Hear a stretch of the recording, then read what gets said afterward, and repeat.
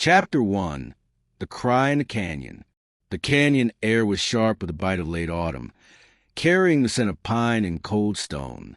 Caleb Boone guided his horse along a narrow trail, his rifle slung across his back, eyes trained for deer tracks in the powdery dust.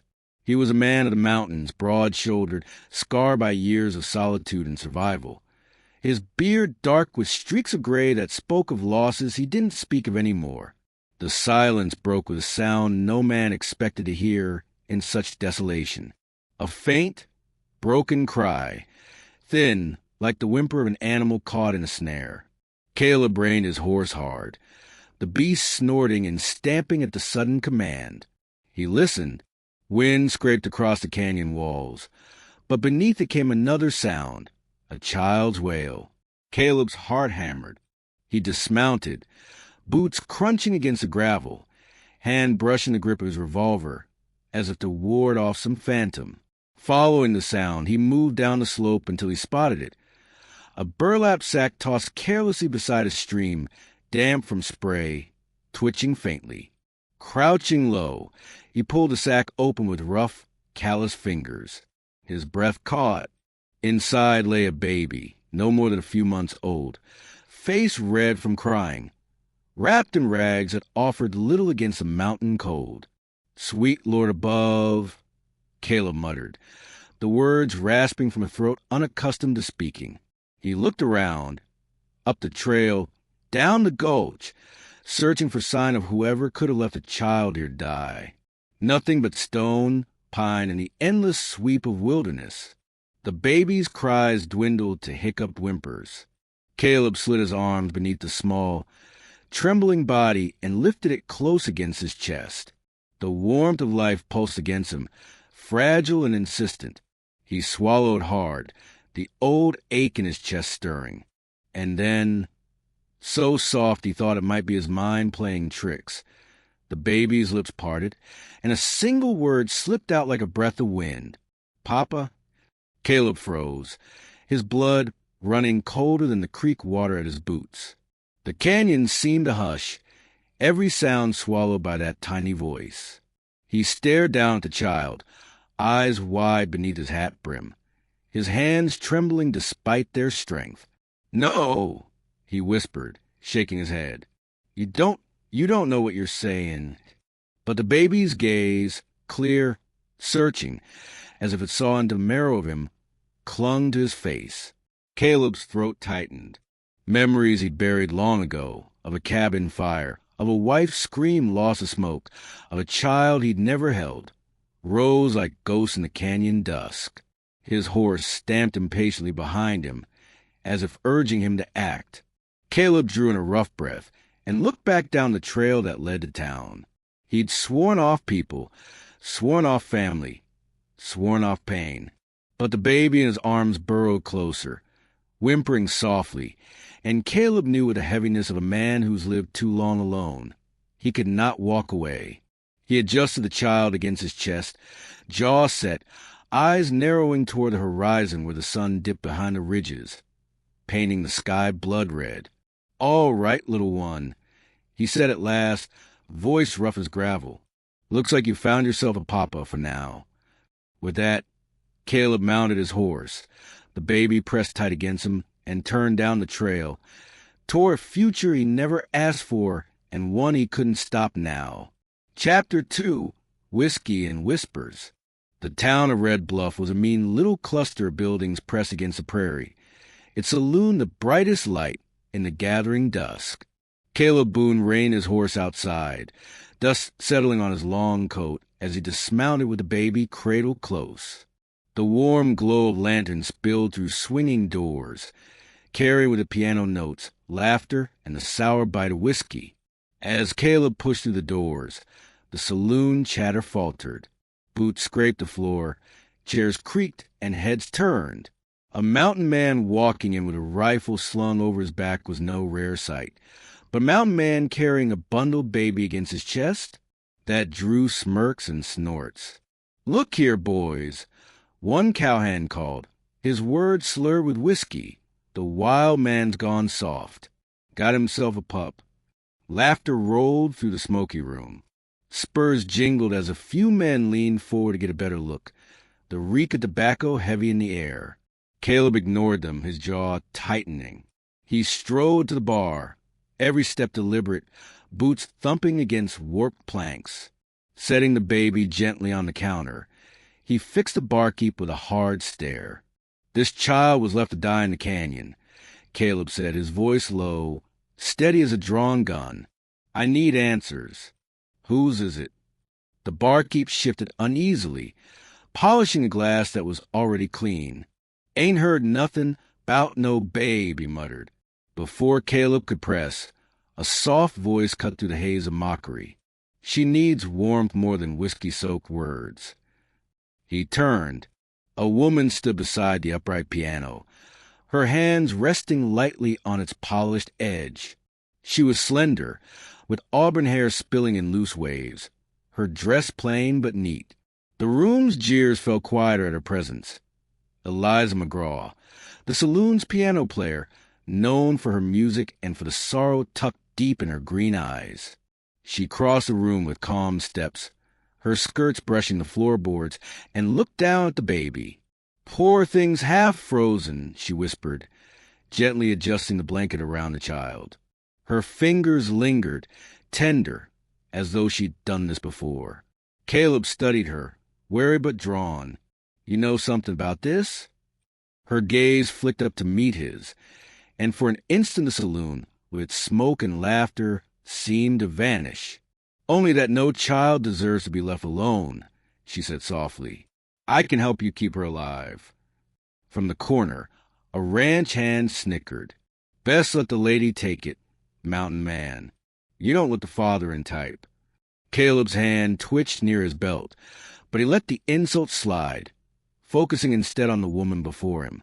Her kindness unsettled him more than the mocking voices. Eliza met his silence with a steady look, then lifted the baby carefully, rocking her against her chest.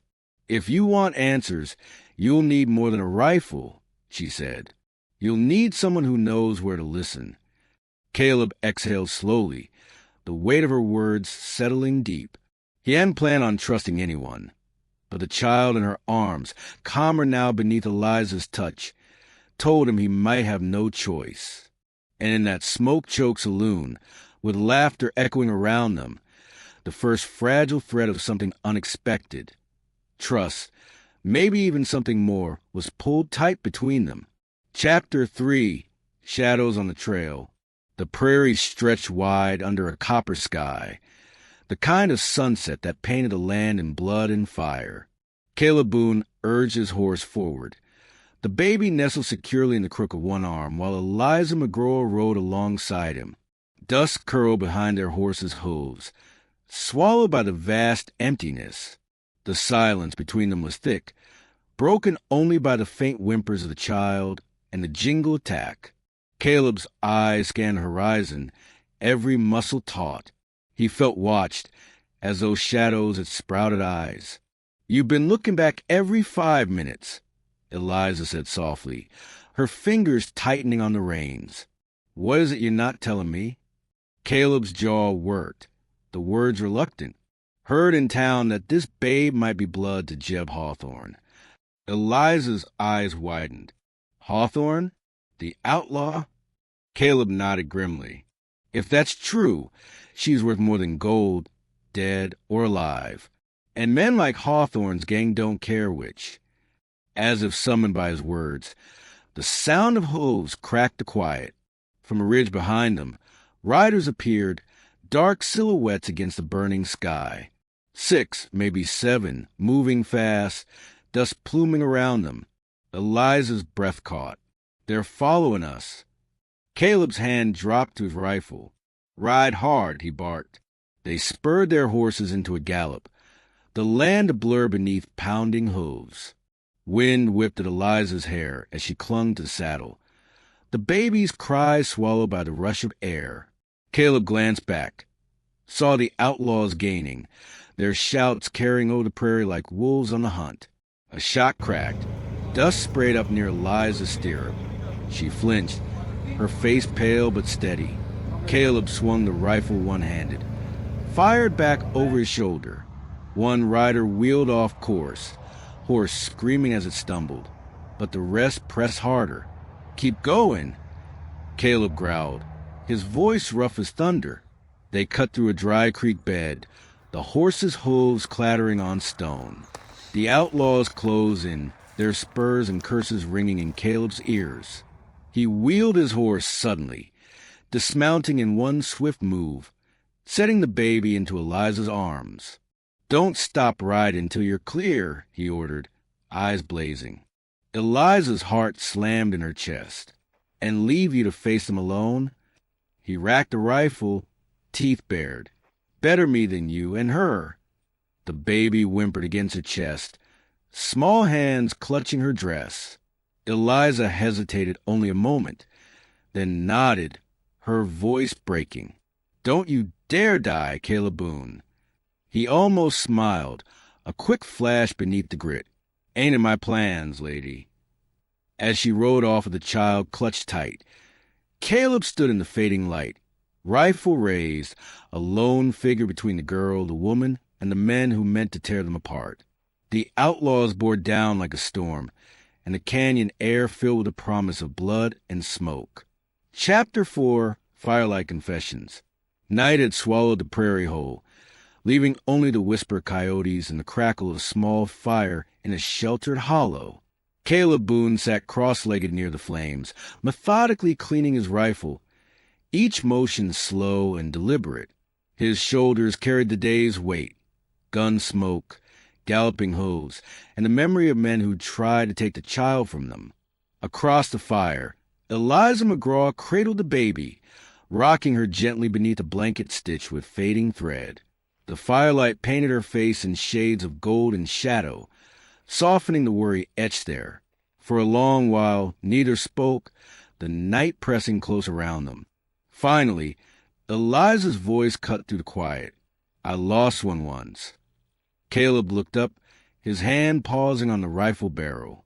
"My baby," she whispered, eyes fixed on fire. "Years back, I was young, poor, with nothing but a piano and hope. The world wasn't kind. Took her from me before I ever heard her laugh." She blinked quickly, jaw trembling before she steadied it. "Holding this little one tonight feels like touching a ghost I thought I'd never see again." Caleb's chest tightened. He set the rifle aside, leaning forward, elbows resting on his knees. For a moment, he fought against words, the way he always did, but something in her voice unlatched the door he'd kept barred. "I know that hurt," he said quietly. "Had a wife once. Cabin in the hills. Thought I had a family coming. Then fire took it all." His eyes dropped to the flames, seeing not the wood but the blaze that had swallowed everything he'd loved. "Never held my child. Never got the chance." The silence that followed wasn't empty. It was heavy, filled with two griefs meeting in the dark. The baby shifted in Eliza's arms, making a soft coo, and her tiny hand stretched toward Caleb, catching the hem of his coat. Something cracked inside him. He reached out, brushing the infant's fist with a finger, rough and calloused. The baby curled around him instinctively. Caleb swallowed hard, blinking against a sting in his eyes he hadn't felt in years. Eliza's gaze softened as she watched. "You're not the man you pretend to be," she said gently, all stone and silence. "You're already more of a father than half the men in this territory." Caleb met her eyes, the firelight flickering between them. Her words cut deeper than any bullet, not because they hurt, but because they offered something he didn't believe he deserved. "You think so?" he asked, his voice rough. "I know so," she answered, her hand brushing the child's hair, then, hesitant but sure, resting briefly on Caleb's. The touch lingered, warm as a fire, dangerous as the sparks rising into the night sky. In that small circle of light, the prairie vast and dark around them, something unspoken grew, fragile, fierce, and alive. Chapter 5, Gunfire at Dawn. The first hint of dawn bled across the horizon, pale light stretching over the prairie grass like a slow-moving fire. Caleb Boone had been awake all night, rifle across his knees, eyes sharp on the ridgeline. The baby slept bundled close to Eliza, who dozed against the wagon wheel, her hair loose and tangled, her face drawn with exhaustion. Then came the sound, a distant thrum of hooves. Caleb's body stiffened. He rose slowly, every instinct flaring. By the time the orange edge of sun crested the hills, the riders appeared, black shapes against the light. Jeb Hawthorne's gang rode with dust boiling at their backs, the glint of rifles catching fire in the sunrise. Caleb's jaw set. He turned to Eliza, his voice low but firm. "They're here." Her eyes snapped open, green and fierce. She pulled the baby tighter against her chest, heart thundering. "What do we do?" "What we must." Caleb's hands moved quick, loading the rifle, checking his revolver. "I'll hold him off. You keep low." "No," she said, rising, determination in every line of her face. "I won't sit by and watch them take her. Or you." Their eyes locked, hers blazing with stubborn courage, his dark with the weight of a man who'd carried too much loss. He gave a single, short nod. "Then we stand together." The outlaws thundered closer, curses rising on the wind. Jeb Hawthorne himself led the charge, his long duster whipping behind him, a cruel smile splitting his scarred face. "Boone!" he hollered across the open air. "Hand over the brat, and maybe we'll leave you with breath." Caleb stepped out from the cover of the rocks, rifle raised, firelight still clinging to his silhouette. "Over my dead body," he growled. The world erupted. Gunfire split the dawn, echoing off the canyon walls. Dust and smoke mingled in the air. Horses reared and screamed. Caleb fired with grim precision, dropping one rider clean from his saddle. Eliza crouched by the wagon, her hand steady on the rifle Caleb had given her. When an outlaw broke left, trying to circle them, she pulled the trigger. The man tumbled, a strangled cry lost in the roar. "Good girl," Caleb shouted, already reloading. Bullets whipped past, splintering wood, cutting the brim of his hat. He moved like a man who'd been born with a rifle in his hands, grim and unrelenting.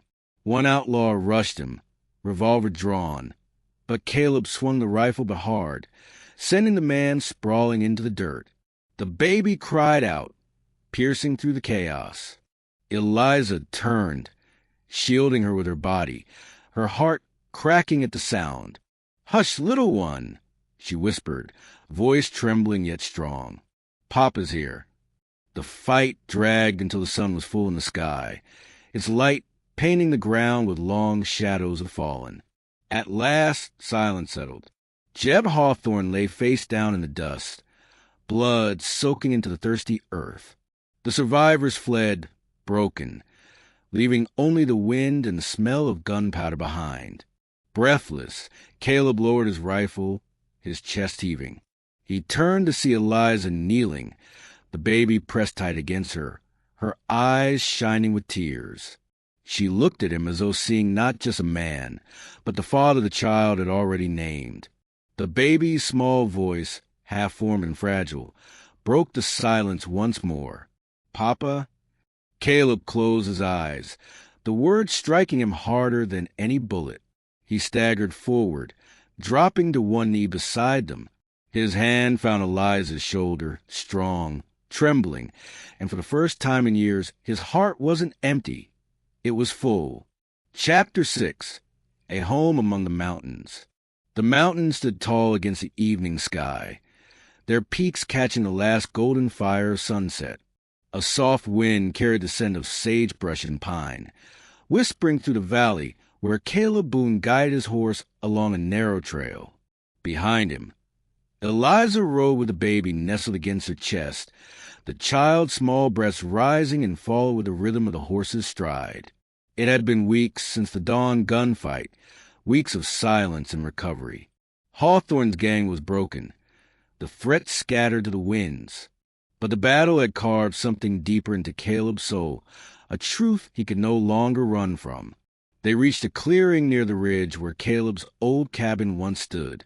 Only the stone chimney remained, blackened from the fire that had stolen his past. He dismounted slowly, boots sinking into the soft earth, and for a long moment he simply stood, staring at the ruins. Eliza dismounted too, careful with the baby in her arms. She looked at the fallen timbers, then at Caleb, reading the shadows in his face. "This was your home." "Aye," he said, his voice rough, "and my grave all in one." She stepped closer, her hand brushing his arm. "It doesn't have to stay that way." He turned, eyes catching hers, the fire of the sunset flickering in them. The baby squirmed, letting out a soft coo, as if to remind him of the present, not the ashes of the past. Caleb exhaled, long and slow, and for the first time he felt the weight of grief lifting, replaced by something fierce and alive. "We'll build again," he said, surprising himself with the certainty in his tone. He reached out, gently touching the baby's cheek. "For her. For us." Eliza's breath caught, tears glimmering in her eyes. She pressed the child closer, then laid her free hand in his. "You mean it?" Caleb squeezed her hand, calloused and steady. "I ain't a man for many words, Eliza, but I know this. Whatever road I walk from here on, I want to be beside you, you and her." For a moment, silence held them, broken only by the cry of a hawk circling high above. Then Eliza leaned into him, resting her forehead against his chest. Caleb wrapped his arms around her and the baby both, holding them as though the world might try again to take them away. The sun slipped behind the mountains, leaving a sky painted in crimson and violet. Against that backdrop, 3 figures stood close together, man, woman, and child, etched like shadows into the land. Caleb Boone, once a man carved from loss, now found himself with something he never thought he'd hold again, a family.